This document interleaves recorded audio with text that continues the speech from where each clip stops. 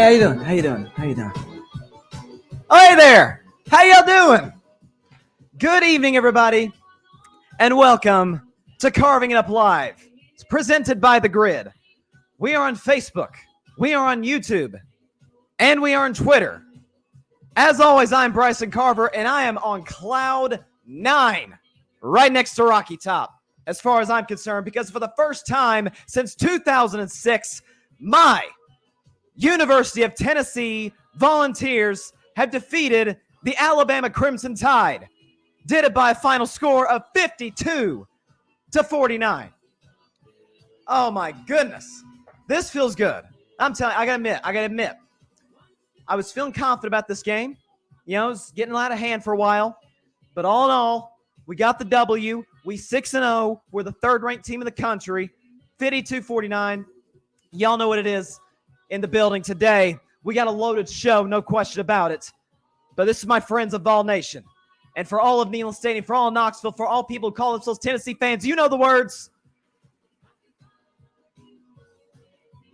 Home sweet home to me. Good old Rocky Top. Woo! Rocky Top, Tennessee. Now listen, I know that there some of my friends in Alabama are sad today. And so this is for you. This is for you. You know, I know some people who are Alabama fans. They're very upset, and certainly were on Sunday.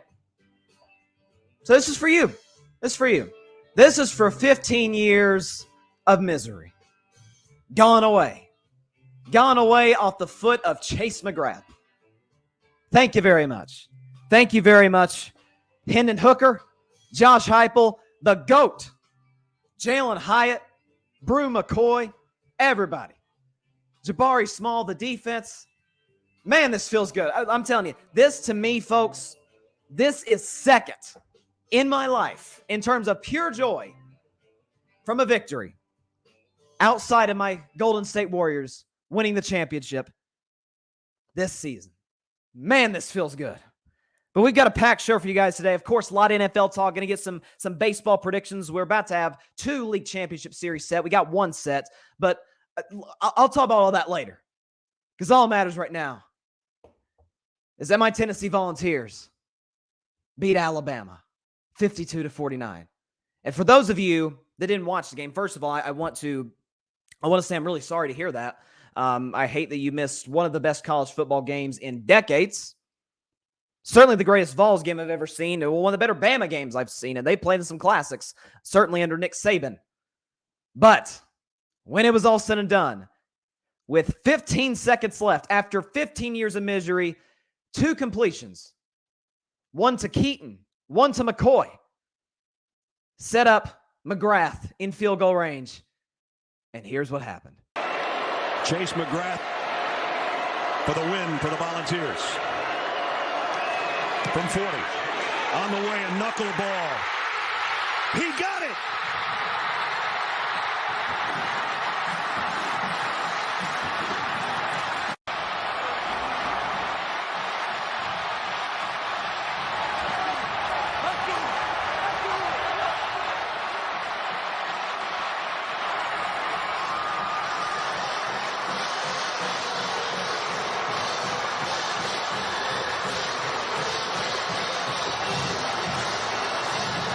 The misery is over on Rocky Top.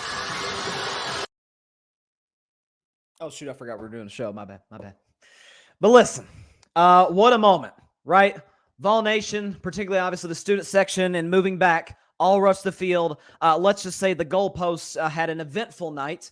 The goalpost on the side of the field where McGrath hit the field goal, the walk-off field goal to beat Alabama, was taken through the stadium. Took a little tour of Knoxville, right? Knox Vegas, as we locals call it. And then it was all said and done, just like they did back in the day.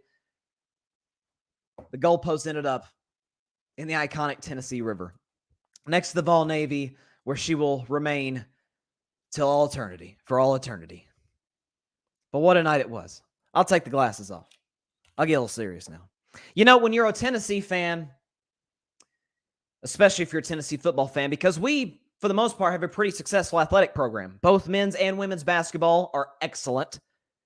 Baseball, softball, baseball had a great year this year. Wasn't able to get to the College World Series, but certainly building something under Coach Tony V. But when you look at just Tennessee athletics as a whole, we do pretty good. And for the longest time, Tennessee was known as a football school. I mean, you think about all the great players that have played at Tennessee: Willie Gault, Reggie White, Peyton Manning. Just a decade and a half ago, Eric Berry, great chief safety. He played at the University of Tennessee. We've produced a lot of great talent. For a while, we actually held the record for the most NFL draft picks in history. I think we've been surpassed since by Alabama, but we may have a chance to make a comeback in that department. But when you root for Tennessee your whole life, you get your heart broken a lot. You do. And for the last few years, I can't say that I have, aside from the few games here and there, because simply put, my expectations weren't that high. Why would they be? Haven't been to an SEC championship since the College Football Hall of Fame head coach Phil Fulmer led this group back in 2007. I believe we lost to Auburn that year. Haven't been back to Atlanta since. A lot of heartbreakers at the hands of Florida, Georgia, Alabama, all kinds. We had a heartbreaker last year against Ole Miss and Purdue in the bowl game.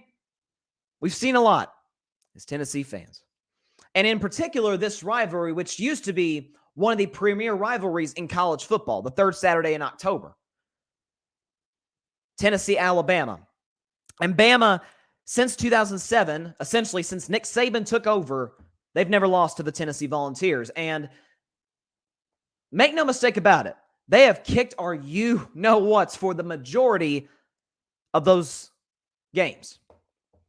But we've had our fair share of heartbreak in regards to being that close to ending the heartbreaking streak. Almost ended it early back in 2009. Need I remind my fellow fans of the University of Tennessee of Mr. Cody of the Alabama Crimson Tide, who blocked not one but two potential game-winning field goals.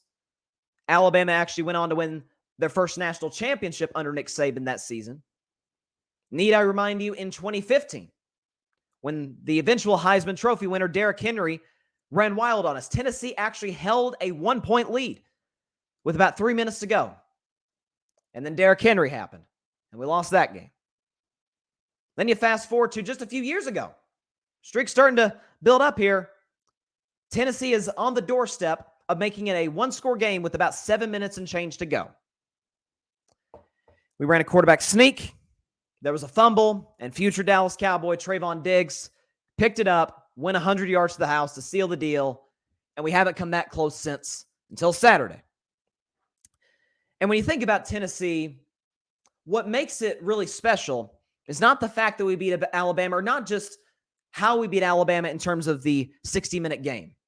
It's what we built to get to the point to beat Alabama. I follow Freezing Cold Takes on Twitter. Okay, if you don't follow Freezing Cold Takes, they're a great follow. Basically, their job is just to bring up old sports takes that look really bad. And they're pulling up a lot of tweets from January of 2021. Folks, this is just a year and a half ago. Just a year and a half ago. January of 2021, when Josh Heupel was hired to be the new head football coach of Tennessee after the disastrous 3 years, which I predicted, by the way, Vol Nation, of Jeremy Pruitt. NCAA scandals. Pruitt was fired. You had numerous players, including a Bama player, Henry To'o, enter the transfer portal. It's like, man, you thought it couldn't get bad for Tennessee. You couldn't get worse for Tennessee, and it is. They hired Josh Heupel. Low-profile UCF head coach, former quarterback at the University of Oklahoma. And he comes to Tennessee with his offensive mastermind. Hendon Hooker, who today is the Vegas favorite to win the Heisman Trophy. To start the 2021 season, he was the backup quarterback to the guy who's now the backup, Joe Milton. He took over the second game against Pittsburgh, hasn't looked back since. In that span, since week 2 of the 2021 season, Hendon Hooker has thrown a grand total of 3 interceptions. Brew McCoy, transfer from USC. Chase McGrath, the hero, also a transfer from USC. You talk about guys like Jalen Hyatt, who entered this season, a a lot of Tennessee fans viewed him as kind of like the third or fourth best receiver on the team. He catches 5 touchdowns, which is a Tennessee record. 4 was the record, so essentially he shattered it. He almost doubled it. Against the likes of the reigning Heisman Trophy winner, Bryce Young. Against an Alabama offense, which Tennessee's defense up until the end could not stop. But if there's one thing we know about Alabama losses, most notably, the most iconic example of this is the kick 6 back in 2013 in the Iron Bowl. It don't matter how much money Alabama has in that athletic program. It don't matter the 5-star recruits they bring in. For whatever reason, they cannot find a kicker to save their life. And Will Reichert was another example of that. He missed the 50-yard field goal with, again, 15 seconds left. And I was watching the game with my sister. I said, this is poetic justice. 15 seconds to erase 15 years of misery at the hands of this one football team and football program. Hendon Hooker, folks, was absolutely sensational. Sensational. When you talk about what he's done to this point, is he the Heisman? Is he not? Is it him? Is it C.J. Stroud? Is Bryce Young still in that discussion? Is Jahmyr Gibbs, the Alabama running back who had a great performance, is he in that discussion? Hendon Hooker separated himself, okay? You look at his numbers from the game against Alabama, okay? You look at his numbers. He went 21 for 30, okay? 385, 5 touchdowns, a QBR. Keep in mind, folks, QBR is 0 to 100. It's not the same as passer rating, 0 to 100. Hendon Hooker had a QBR of 94. He was flawless. The pass rush at the end, getting to Bryce Young, forcing that long field goal, which gave Tennessee a chance. Again, folks, when you're talking about a team that has, without a doubt, the best offense in the country, 6 games thus far. Want to know what Tennessee's point totals are through the first 6 games of this 2022 season? 59, 34, 63, 38, 40, 52. That's what the Tennessee Volunteers offense has done thus far this season. And so when I'm looking at my Vols, sitting there as the 3rd-ranked team in the country, I personally would have put them 2nd. I think Ohio State and Tennessee are better than Georgia. You could make a compelling argument for Michigan after the way they played against Penn State, the way they ran the football. But I'm looking at my Vols right now. I see that you got a couple games against UT Martin. Pretty tough one against Kentucky. Will Levis is going to be a first-round pick. A great quarterback. It's a ranked team. And then the big one. Georgia in Athens. It's a road game. Toughest test of the season. The first test was at Pitt. We passed. The second test was to beat Florida for only the 2nd time since 2005. We took care of that. Passed that test. The biggest test of all, without a question. Biggest test in the last 2 decades for Tennessee. They passed. By the way, I said they would win by 3. How many did they win by? Oh, that's right. That's right. I was just checking. And Georgia in a few weeks. Tennessee beats Georgia. We head into Atlanta. And not only we head into Atlanta, but if you look at Tennessee's closing schedule after Georgia, if they're able to come out with a big win over the Bulldogs, Missouri at 2-4, a solid South Carolina team at 4-2, and Vanderbilt at 3-4. Tennessee will run the table, and regardless if Tennessee wins the SEC championship game, possibly a rematch against Alabama, look out for Ole Miss the way they're playing. Who knows? Folks, my Vols will be headed, I never thought I'd be saying this before the season, to the college football playoff, where we'll have an opportunity to win a 2nd national title in the last 2.5 decades. As a matter of fact, Tennessee, fun fact, actually won the first BCS national championship game back in 1998. T. Martin, okay? All the great receivers we had there, Peerless Price, the great defenses we had, Philip Fulmer, head coach. It's starting to feel just a little bit like 1998, if I do say so myself. And so, to my fellow Tennessee fans out there, we did it, but the job's not finished. However, enjoy this one. Enjoy this one for a long, long time. And again, folks, for those of you that are not Tennessee fans and maybe do not understand the joy and the jubilation that comes with beating Alabama, who not only has been the standard in college football since Nick Saban took over there, but again, historically, not in the last 15 years, but historically, Tennessee's biggest rival. People are like, it's not Florida? Well, Tennessee, Florida have only played 50-odd times. Saturday was Tennessee and Alabama's 105th matchup against one another. I think the first matchup was in, if I'm not mistaken, correct me if I'm wrong, 1905. I think I'm correct on that. It's not Georgia. Okay. It's not even the in-state, which it's not really much of a rivalry because we pretty much own them, but it's not even the in-state SEC team in Nashville, in Vanderbilt. No, historically, it's been Alabama. The Hall of Fame head coach Bear Bryant once talked about Tennessee and how he measured his team's, success, or he could see where the team was at by how they performed against Tennessee. This is how far back this rivalry goes, folks. General Robert Neyland, okay, all the great coaches that we've had. Josh Heupel, folks, is in the process of stamping himself in that group in only year 2. And this goes to show you, folks, if you have the resources, which Tennessee definitely has those, that's never been an issue.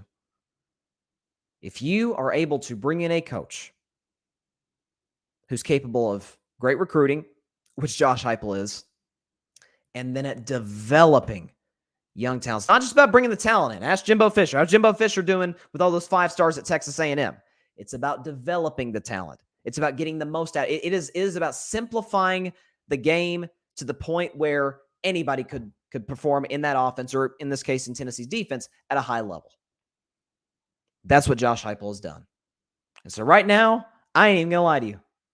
I'm not only smelling Atlanta. I smell Los Angeles. I smell college football playoff national championship game in January. I'm just throwing that out there. I'm just saying, January 9th, if I'm not mistaken, at SoFi Stadium, which hosted this past Super Bowl. I think there's a very good chance it will host the Big Orange and White. Let's go Vols. On to the next one. Man, and I wish, folks, that I was live right now. I had to record this earlier because I got school and work, all kinds of stuff going on. So I had to get the show in this morning. But it feels good. There's no question about it. It feels good to be back on top, finally, over Alabama. If my voice sounds compromised, which it feels a lot better than it did yesterday, but if my voice sounds compromised, apologies. It took its toll on Saturday. Let's put it that way. I was not in attendance at Neyland Stadium, unfortunately, but my voice would have said otherwise. Okay, it was just a crazy game. I felt like I was going to lose my voice box every Jalen Hyatt touchdown because all of them came from. I think the shortest Jalen Hyatt touchdown was from 40-something yards out. I know he had a 78-yarder. I'm sorry, the shortest Hyatt touchdown actually came in the red zone with about 3 minutes left, which tied the game at 49. But man, this, folks, feels good. Especially, and I said on the show yesterday, on Friday, and I uploaded it to Instagram on Saturday and Twitter, that if you want to bet this game, if you're, I'm not a gambling man, as I always say on my show, the segment I do on Friday. You're a betting man. We're a betting man. If you are a betting person, take Alabama in the point. Take Tennessee in the points. 9-point spread. Vegas was basically handing you money with that offense at home with Neyland Stadium, which, folks, literally, we have the scientific evidence to back it up, caused a mini earthquake in Knoxville.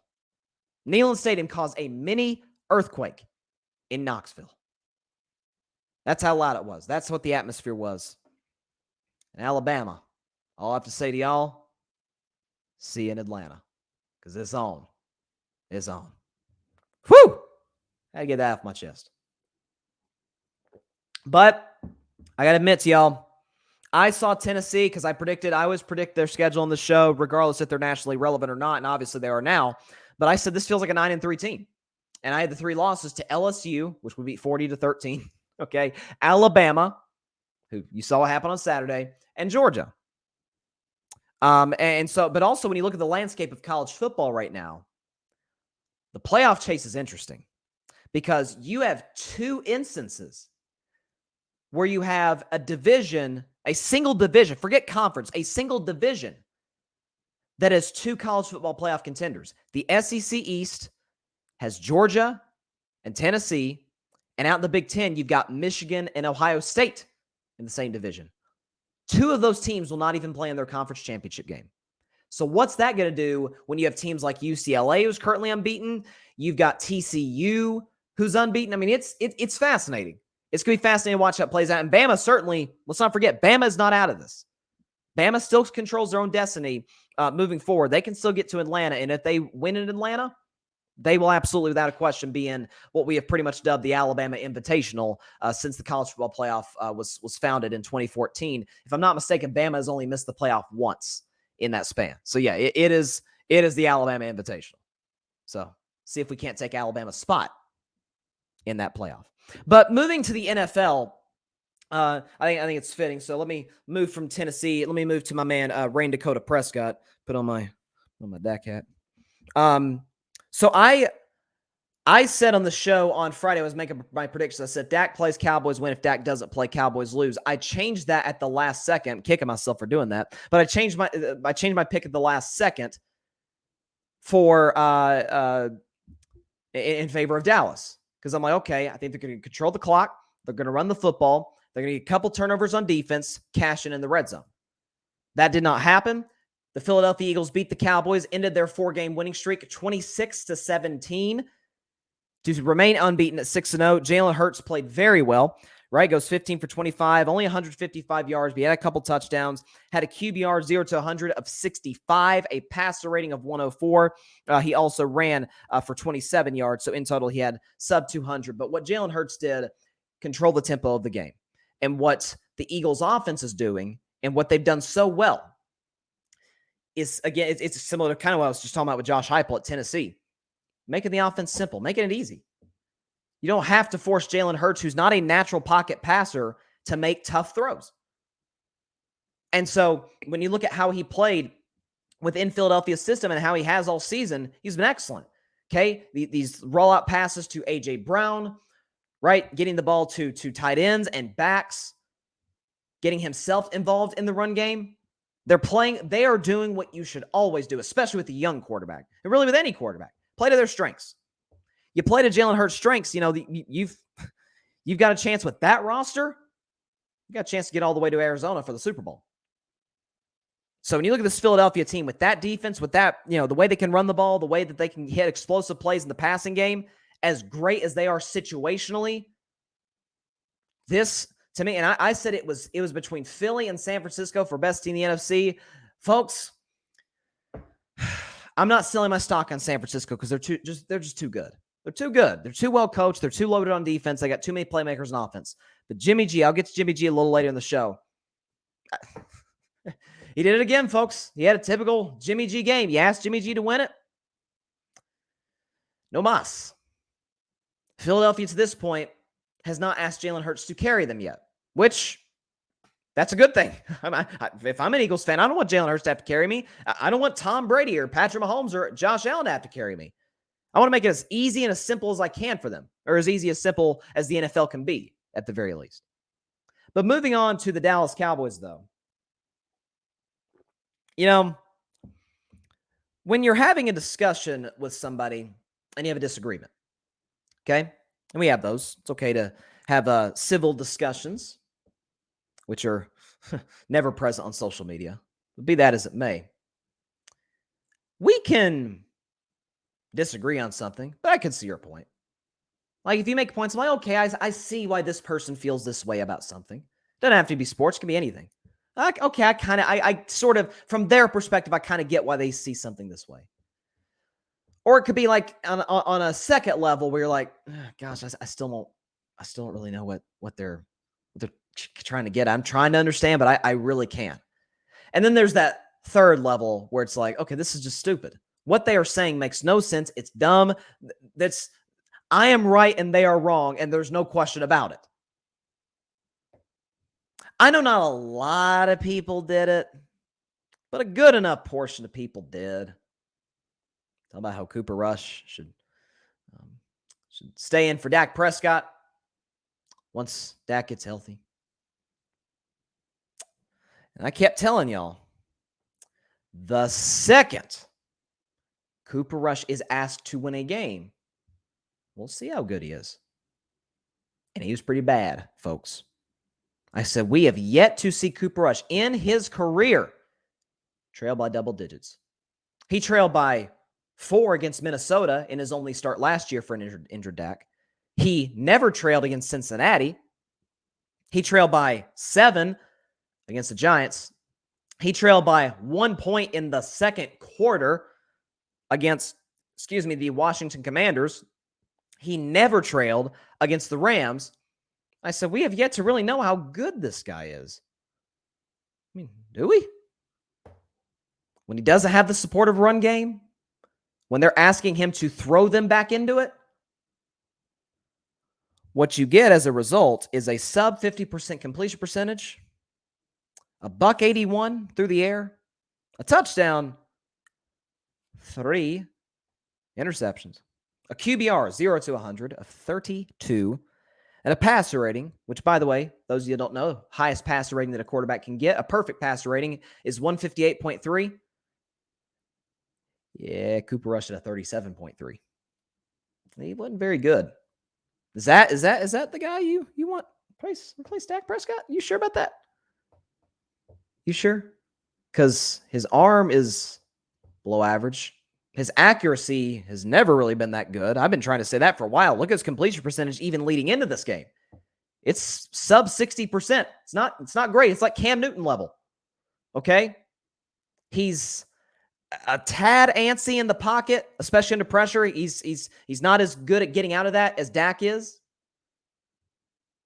And you have to cut off a certain area of your playbook for him. If he is playing within a structure, well, it's good. But I said after the Cowboys' first win over Cincinnati back in week 2, I said that this is how the Cleveland Browns won 11 games with Baker Mayfield back in 2020. Nick Chubb, Kareem Hunt, the defense led by Myles Garrett, let Baker work off the play action on 2nd and 3rd and shorts. Okay? Don't put him in 3rd and 13 situations. Don't put him in position to make a mistake because Lord knows he'll make them. Okay? Don't put him in position to have to play from double digits behind.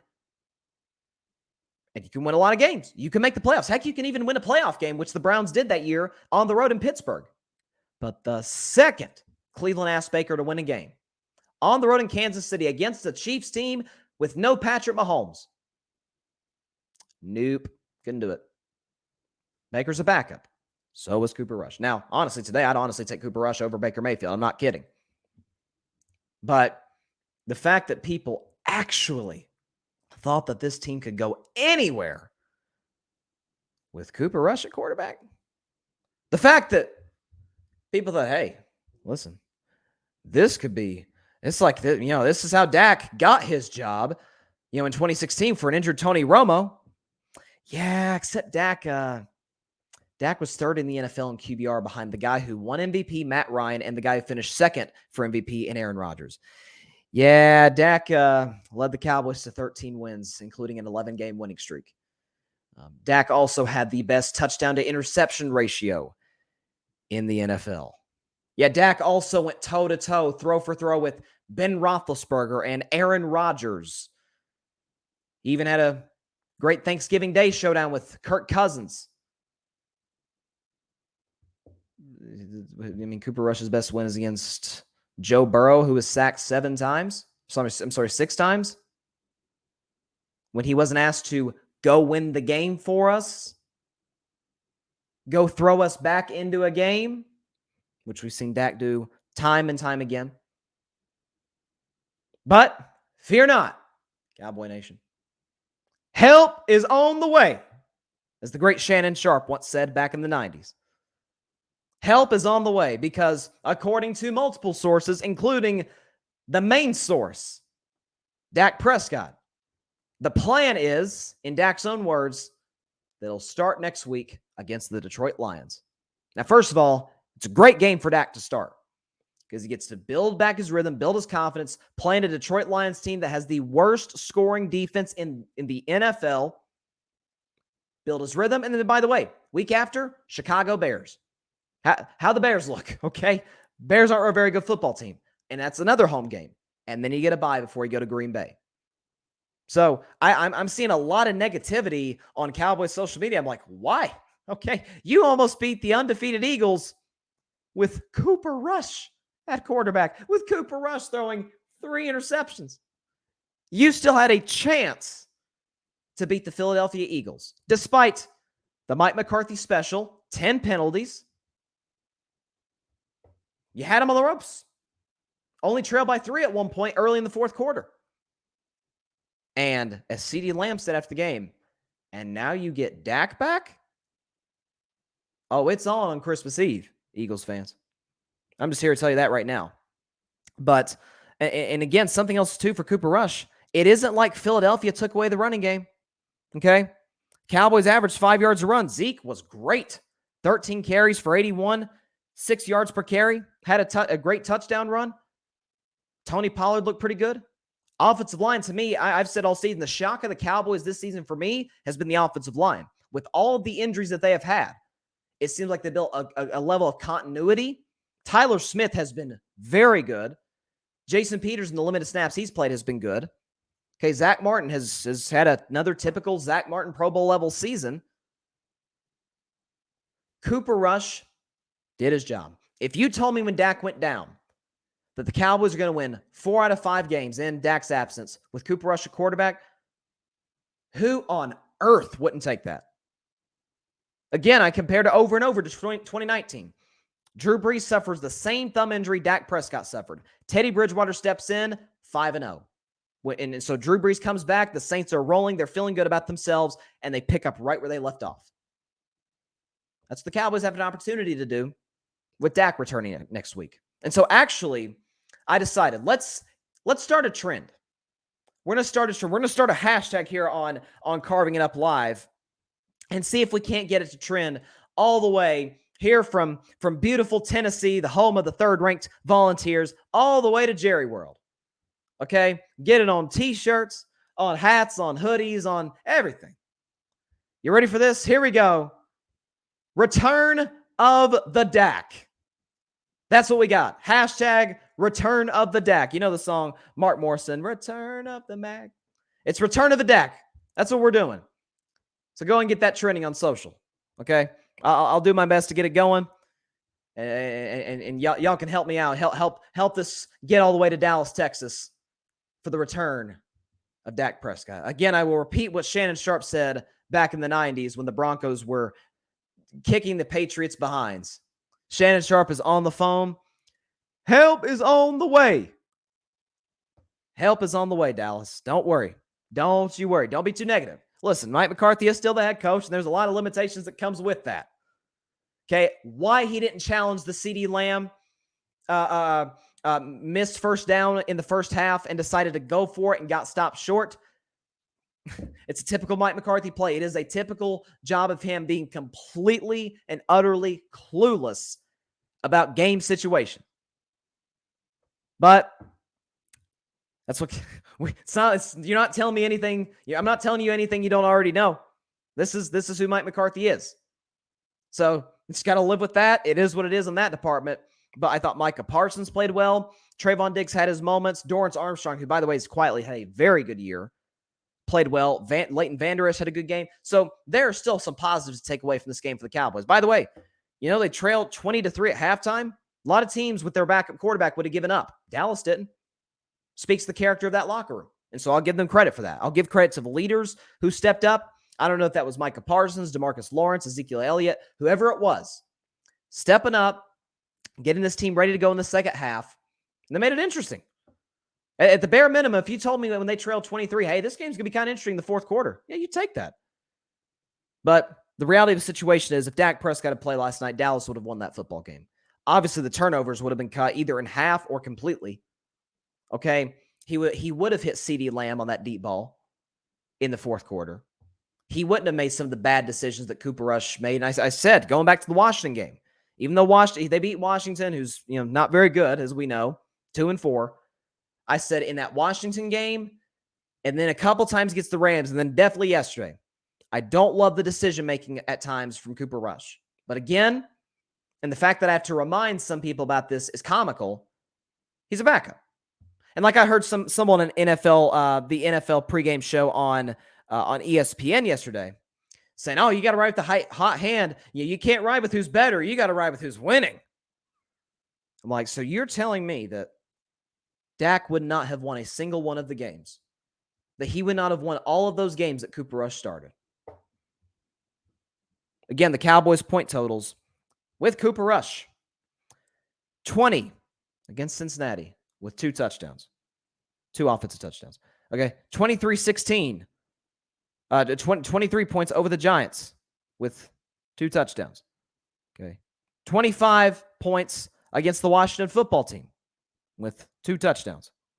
22 against the Rams with 1 offensive touchdown.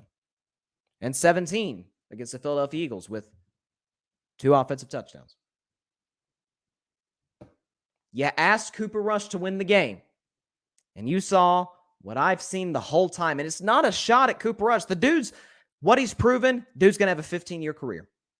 Whether it's the backup to Dak, whether it's the backup to somebody else, whether he's able to elevate himself into the Teddy Bridgewater low-end starter, high-end backup group. What you know about Cooper Rush is he can step in, play within the system, and he can win you some games if your starter's out. That is, folks, that is invaluable. If you have that, that is huge. But the notion that he was ever a threat to a guy who led the best offense in the league last year, the notion that he was a threat to that guy, it's crazy. It's crazy. I'm glad I got put to rest yesterday. But we certainly had some good ones. Let me move on to Kansas City Buffalo. That was without a question the most hype matchup of the weekend, the rematch of that just unforgettable divisional matchup. Kansas City Buffalo. By the way, at the end of the first half, when Buffalo went on that crazy 99-yard drive, capped off by the touchdown, I thought it was did Gabe Davis catch that touchdown? I think he did.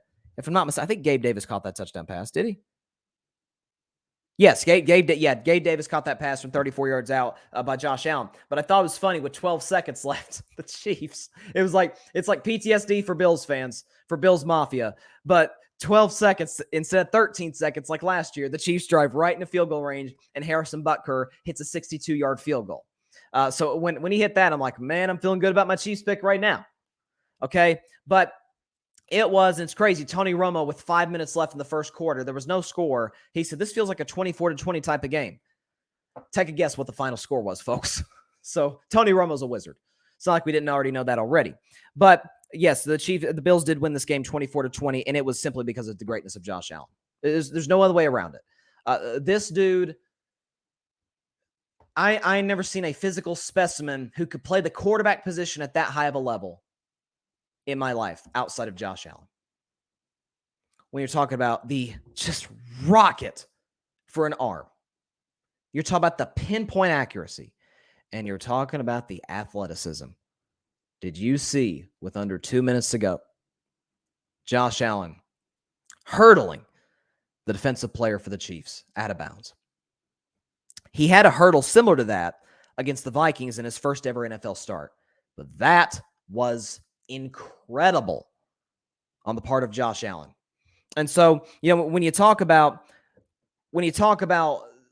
drafting a franchise quarterback and you talk about drafting a superstar quarterback, man, there's a big gap. And to me, when I'm watching that game yesterday, Mahomes didn't play great. He was picked twice, had the interception there at the end. But when I'm watching that game, I'm like, the fact that anybody thinks that any other quarterback in the National Football League, throw out any name you want, there is no quarterback in the National Football League better than those two guys we saw yesterday at Arrowhead Stadium. There's not. I've been saying that for a few weeks now. Aaron Rodgers is in that group. I'm about to talk about the Bucs. Tom Brady, to me, is no longer in that group. Okay, Lamar Jackson isn't. He had, not Lamar's my guy, but he had another stinker. Matt Stafford, darn sure ain't in that group. 8 picks in 6 games. You kidding me? Joe Burrow is in that group. Justin Herbert, Dak Prescott. These guys, Derek Carr, Russ Wilson, probably ain't even the top 15 right now. Kirk Cousins, none of these guys are in the same galaxy as the two we saw in Arrowhead Stadium. The clever play calling by Andy Reid was through the roof. Same in Buffalo. Okay, Josh Allen hitting Stephon Diggs.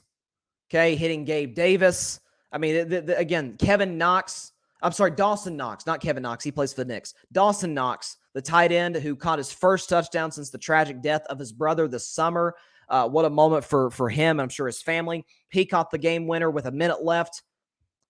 Mahomes threw the pick with a minute left. A couple plays later, but certainly it was not exactly the and you're never going to really be able to replicate playoff intensity unless it's like a late season game, especially if it's a divisional game, which these two teams obviously are not division rivals. But the intensity, the defense stepped up a lot more in this game than it did back in January for both sides. But when people are saying, oh, this isn't the next Brady Manning, yeah, it is. Yeah, it is. When you see Bills versus Chiefs, you schedule that in your calendar. You schedule your day around watching that. You schedule your day against watching the two best in the business, just like you did with Brady and Manning.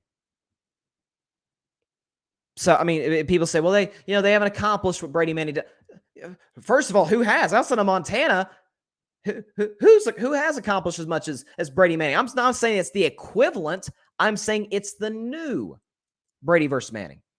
These two are going to square off every year, whether it be at Arrowhead, whether it be in Buffalo. And there's a good chance, especially with the Bills winning this game, we could see another matchup between these two in the postseason, this time in Buffalo, which maybe the Bills Mafia is the difference this time for the Bills, because the Bills season, both times, their Super Bowl hopes have been denied the last 2 years at Arrowhead Stadium at the hands of the Kansas City Chiefs and Patrick Mahomes. But if you're Buffalo, listen, this is the game you had circled in your schedule. Don't do what you did last year, where you beat Kansas. Actually, you beat the brakes off Kansas City last year, Monday Night Football. And then you really struggled up until December. Like Buffalo was, I mean, there was a while they were like, is Buffalo going to make the playoffs? Like they better stop messing around here. And they ended up getting in, and we thankfully got the classic that we got this past January on the 23rd. But, just in general, when you look at where these two teams are, I don't think there's a debate. These are the two best teams in the AFC. I've seen it through the first 6 weeks of the NFL season. This is the cream of the crop. Not just as far as quarterbacks and coaches, but just as teams as a whole. Kansas City's defense stepped up despite the last drives of the first and second halves. Kansas City offense, particularly Patrick Mahomes, had the 2 picks. The second one, he looks like he's trying to force it in there, throws it inside, guy jumps the pass, kind of like a Malcolm Butler-esque play. But it's, as Tony Romo said after the game, these two in a collision course. Like it feels like the winner, if these two match up in the playoffs, the winner of that game is going to the Super Bowl. Which if they match in the AFC Championship game, quite literally, the winner will be going to the Super Bowl. But even if it's in the divisional round, that's what it feels like. But these two folks are just different. The ability to make plays outside the pocket, make throws in the pocket, take hits, throwing the ball under pressure, the arm strength, the accuracy, the leadership by both guys. I'm telling you, it is a joy. It is a blast to watch these two. This is what makes games like Thursday night when you get Carson Wentz versus Justin Fields, and then you get Josh Allen versus Patrick Mahomes. It's like, man, the gap is the size of a flight from Miami to Seattle. I mean, it's that big in terms of the gap in quarterback play that we saw in those two games. Buffalo, by the way, is on their bye, so it's a good way. Not a letdown game next week. There's no letdown possibility for the Bills next week. They get a bye week, and then they match up against the Green Bay Packers at home on Sunday Night Football. But crazy enough, speaking of the Packers and Jets, and I'll talk about that in a second, Jets trail the Bills, the overwhelming Super Bowl favorite out in Vegas to get to the Super Bowl out of the AFC. The New York Jets trail them by only 1 game in the AFC East. That division is very, very interesting. Buffalo should win it, but it's still interesting.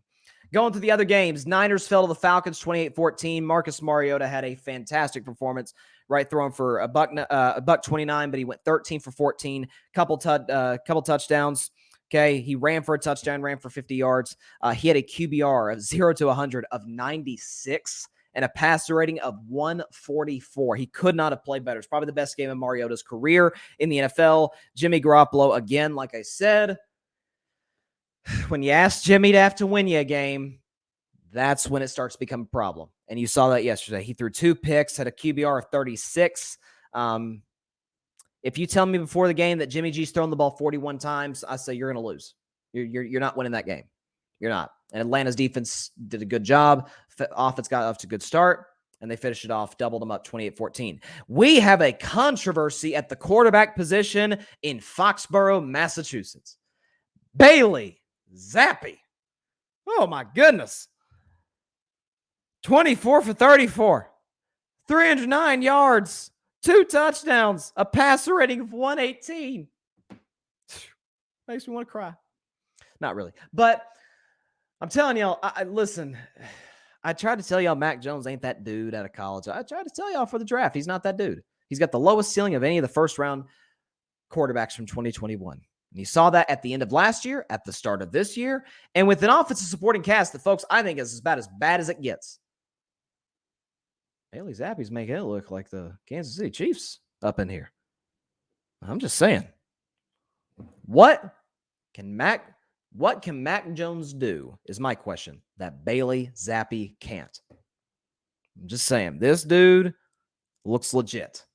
I'll tell you that his poise, the arm talent, the accuracy, the ability to see the field. Like a lot of young quarterbacks, and we talked about this with Justin Fields, Ryan Fitzpatrick talked about it with Fields, are one-read quarterbacks. He's not. He's the rare rookie that's got his head on a swivel. Now, you could give credit to his quarterback coach, maybe either in college or with the Patriots, but man, this kid looks pretty good. But he's only 2 starts in. Team's going to get film on him, and then we'll see how he adjusts. But as of right now, I think the best quarterback for the Patriots is the guy who started the season as the 3rd string behind Mac Jones and Brian Hoyer, because this kid looks good. Jets beat the Packers. My upset of the week, I called it 27-10. I had a 4-point win by the Jets. Again, I keep asking Las Vegas, why do you keep having the Packers as 7 or 8 point favorites? Why? What have they shown you to be a touchdown favorite, even at home, even at Lambeau, against a Jets defensive line that, folks, is really good? Their draft picks from the last 2 years have been tremendous. Zach Wilson's looked good. They've run the football well. Robert Saleh, and I really liked the Robert Saleh hiring back in 2021. He's turned this organization around.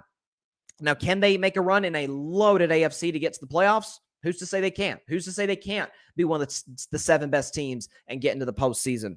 But a big win at Lambeau. Again, as far as the Packers, there's 3 groups of people that deserve blame.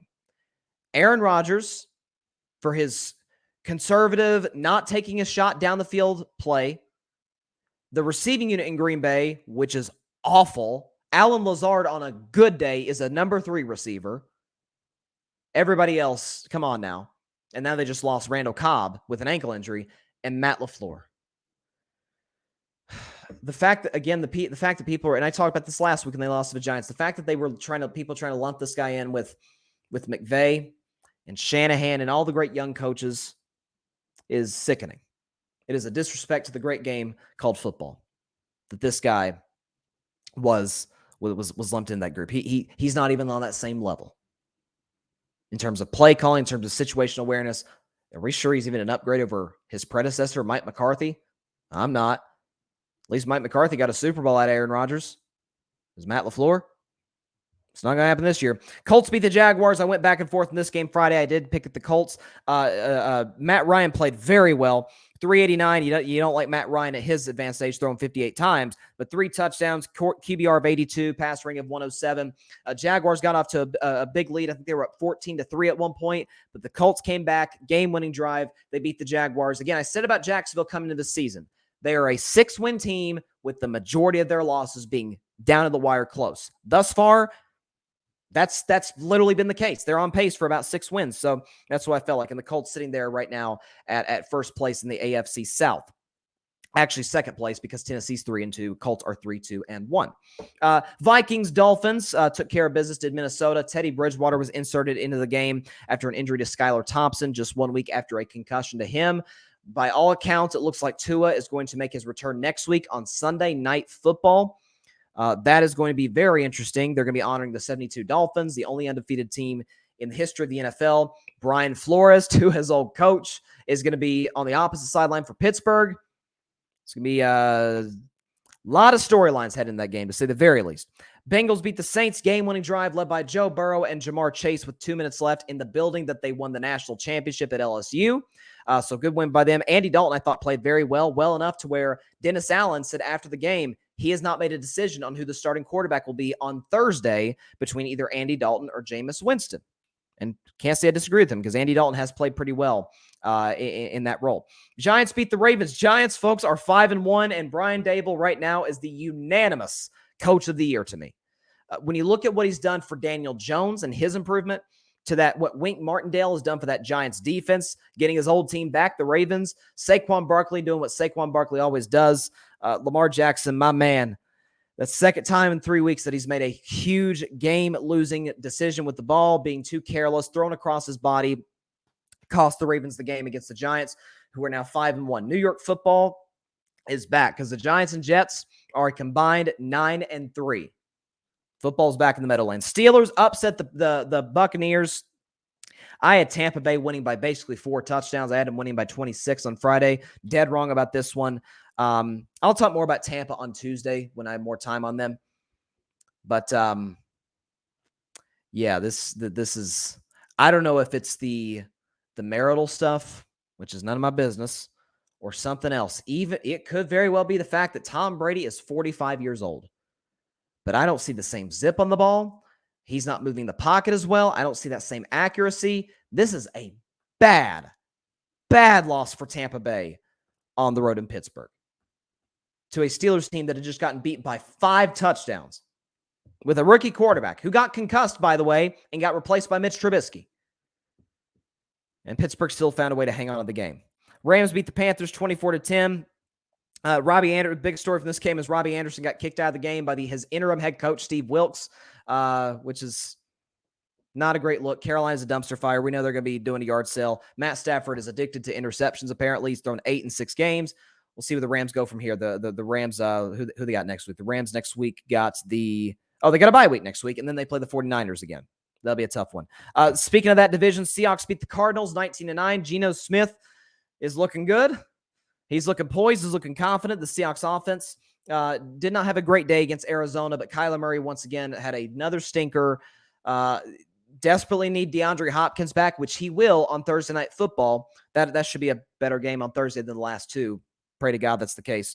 But a big win by the Seattle Seahawks. Now, before I get to my predictions for Broncos Chargers on Monday Night Football, Major League Baseball playoffs. By the way, the baseball playoffs this weekend, folks, was wild. Astros win 1-0 in 18 innings to sweep the Seattle Mariners. Another last-second win by Houston. Okay, my World Series pick, the Dodgers got upset by the Padres after a 7th-inning rally in Game 4. Great crowd in San Diego, by the way. The defending World Series champion Atlanta Braves were upset by their division rival Philadelphia Phillies.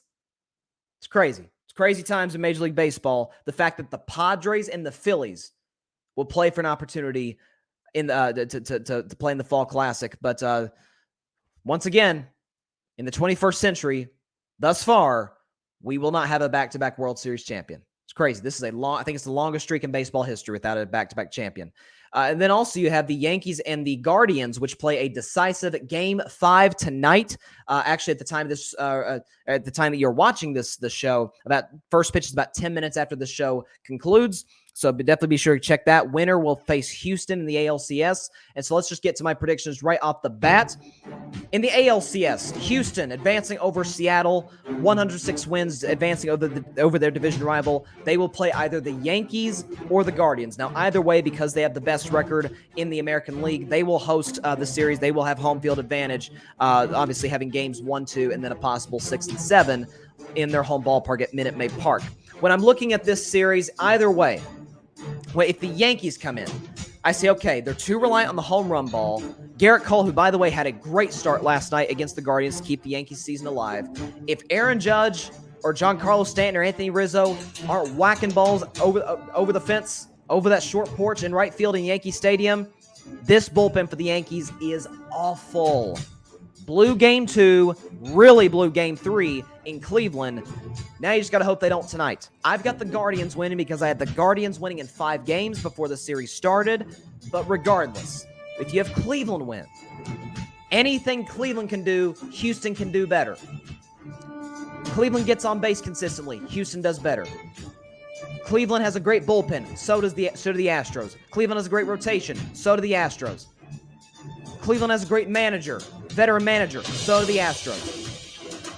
The difference: Houston has a more explosive offense, and their bullpen has been just as good as Cleveland. So with that said, I think it's either way, it's an interesting series, but to me, Houston is the class of Major League Baseball, certainly left in the playoffs. I've got the Astros winning and advancing to yet another World Series. It will be their 4th trip in the last 6 seasons. They will advance over the Guardians or the Yankees in 6 games. Moving to the NLCS, which is set. The San Diego Padres against the Philadelphia Phillies, the 5 and 6 seeds in the National League. You got the Padres coming in having upset 2 100-win teams, the Mets and the Dodgers.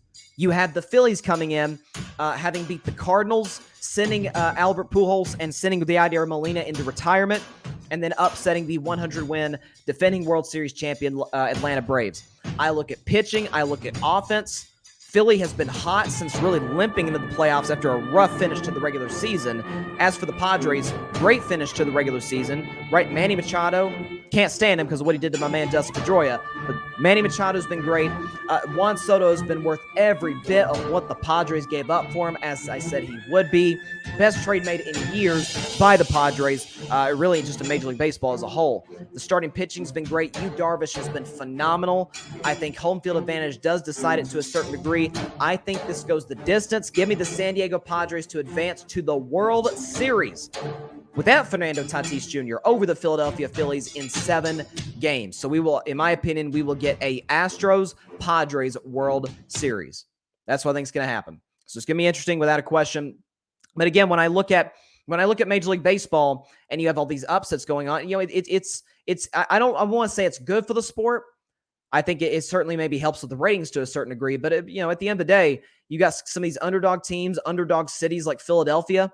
Okay, so it should be fun. It should be a great series in both leagues, American and national. But we got a Monday Night Football game tonight, so with the time we have left, let's go and predict that before we get out of here. AFC West matchup: Broncos, Chargers. Playing for second place, or in the Chargers' case, playing for a tie with Kansas City for first place in the AFC West. Denver comes in having lost their last 2 games in pretty ugly fashion, especially the last game we saw them play when they put us through 5 quarters of misery against the Indianapolis Colts. The team that I had winning the Super Bowl, the Broncos, the ride has been anything but smooth. Russell Wilson, I sold my stock on him last week, has been awful. Accuracy's been off, and now you got the injury excuse. He had shoulder surgery. Well, what about his shoulder was healthy? But what about that? Okay, Jamal Williams still out for the Broncos. Okay, the defense has been great, but there's only so much you can do when you have as offense as inept as Denver does. As for the Chargers coming in, 2-game winning streak, you got Justin Herbert playing really well. Looks like he's more healthy than he was. So I think this comes down the wire. It is, to me, the battle between the 2 clueless head coaches, the 2 young clueless head coaches, Nathaniel Hackett and Brandon Staley. I said that the original clueless wins out. Give me the Chargers to cover a 4.5-point spread over the Denver Broncos, 27-16. 27-16. Chargers win this game over the Broncos. Broncos drop to 2-4, and the ride just gets rougher for Denver. All right, that is all the time we have for on today's show. Be sure to catch Carving Up Live tomorrow. We got an NBA season preview with my man, Barry Grant Jr. coming on. I'm going to predict the NBA season. Opening night is tomorrow. It's going to be great. My Warriors get their rings against Barry's Lakers. It is beautiful. The world is as it should be. Okay, so listen, have a great week. We'll see y'all tomorrow on Tuesday. Be sure to like, share, comment, and subscribe to Carving It Up and The Grid. Have a great week, everybody. Stay safe out there. God bless you all. Peace out. Vols beat Bama. Thanks so much for watching the show on YouTube. Be sure to click that big red subscribe button and go check out the other clips and full shows of Carving It Up Live. Have a blessed day.